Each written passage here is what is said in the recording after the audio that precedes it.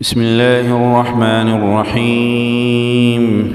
إذا وقعت الواقعة ليس لوقعتها كاذبة خافضة رافعة. إذا رجت الأرض رجا وبست الجبال بسا فكانت هباء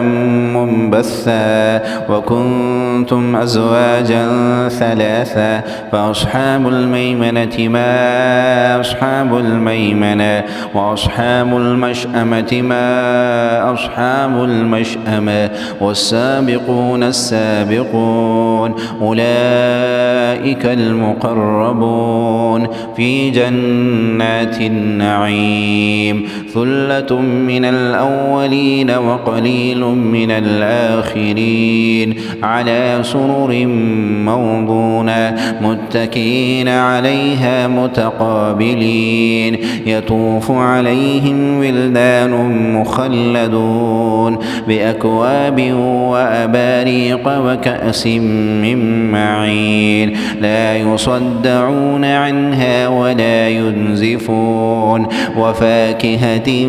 مما يتخيرون ولحم طير مما يشتهون وحور عين كأمثال اللؤلؤ المكنون جزاء بما كانوا يعملون. لا يسمعون فيها لغوا ولا تأثيما إلا قيلا سلاما سلاما. وأصحاب اليمين ما أصحاب اليمين في سدر مخضود وطلح منضود وظل ممدود وماء مسكوب وفاكهة كثيرة لا مقطوعة ولا ممنوعة وفرش مرفوعة إنا أنشأناهن إنشاء فجعلناهن أبكارا عربا أترابا لأصحاب اليمين. ثلة من الأولين وثلة من الآخرين. وأصحاب الشمال ما أصحاب الشمال في سموم وحميم وظل من يحموم لا بارد ولا كريم إنهم كانوا قبل ذلك مترفين وكانوا يصرون على الحنث العظيم وكانوا يقولون أئذا متنا وكنا ترابا وعظاما أئنا لمبعوثون أو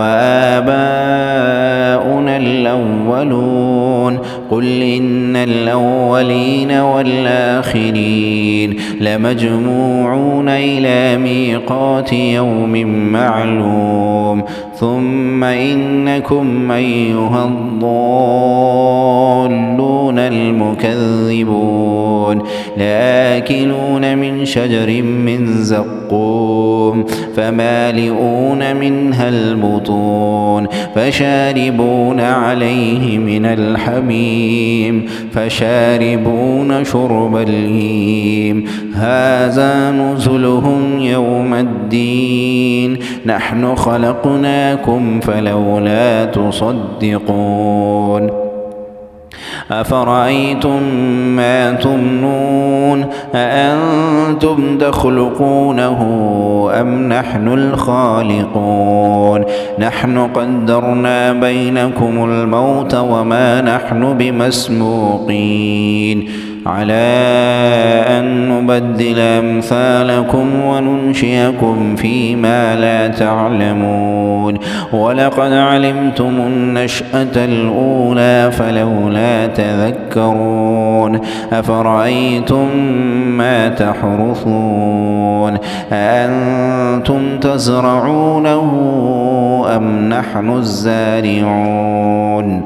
لو نشاء لجعلناه حطاما فظلتم تفكهون إنا لمغرمون بل نحن محرومون أفرأيتم الماء الذي تشربون أأنتم أنزلتموه من المزن أم نحن المنزلون لو نشاء جعلناه أجاجا فلولا تشكرون أفرأيتم النار التي تورون أأنتم أنشأتم شجرتها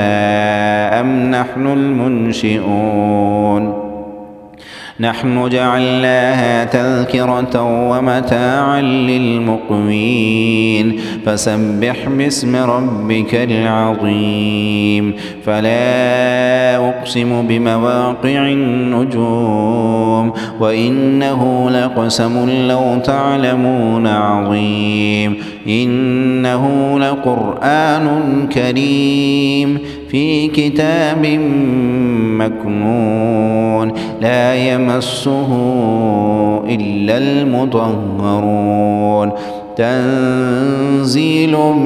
من رب العالمين أفبهذا الحديث أنتم مدهنون وتجعلون رزقكم أنكم تكذبون فلولا إذا بلغت الحلقوم وأنتم حينئذ تنظرون ونحن أقرب إليه منكم ولكن لا تبصرون فلولا إن كنتم غير مدينين ترجعونها